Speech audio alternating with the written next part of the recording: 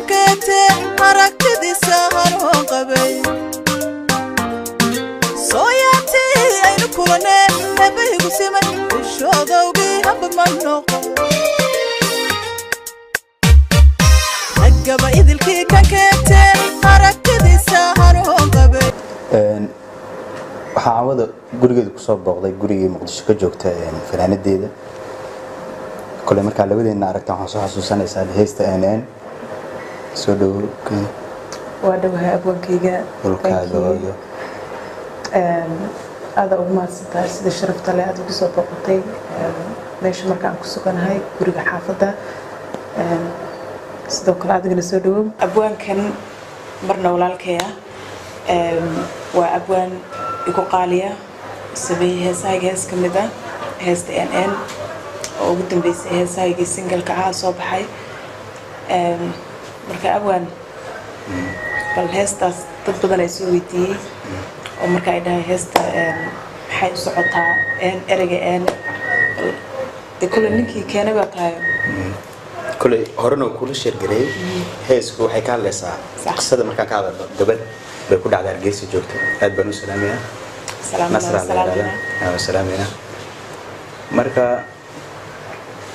qisada gabadh ay ku dhacday wiilay muddo jecleed oo muddo isjeclaayeen muddo waxaan rajaynayaa 4 sano inay tahay say u sheegtay wiilkii markay kulmeen oo wada kulmeen maalintii isku yimaadeen beeliweed oo warkiisa ay u sheegtay qisadan waxay iga sheekaysay gabadhii ku dhacday sax markay isku yimaadeen wiilka la hadlay ay fiican tahay NN bal iyo wanaagsan NN mooye N waa garanaysaa inay qof hadalkii rabo inuu sheego dhihi laana sax kulay heeskana gabadha laxanka saaratay bal man soo xisi kartaa dadka kulay de mar haday tahay qisadaba oo dhacday kulay waxaan dareemayaa sida gabadhaas ay uga soo baxday ayaan anigana u dareemay marka ragaba idilkii kankete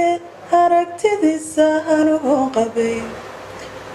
sooyaantii aynu kulane eebaygu simay xishoodawgii hambad ma noqon henen mooye soodhahdii afka muu gabin kula xaan filayaa waa la wada garanayaa intaa ka badan sidadanee ashqaraari ama kaaga wana soo oo inta sanaysta ugu jecelahay ana intaan ugu jecelahay saad u leedahay marka soo dhaw magaaladaada waa mahadsantahay mar kale kullu wada joogna insha Allah wid ma inoo madalay show insha Allah bismillah aad baan idin salaaminaa sidoo kale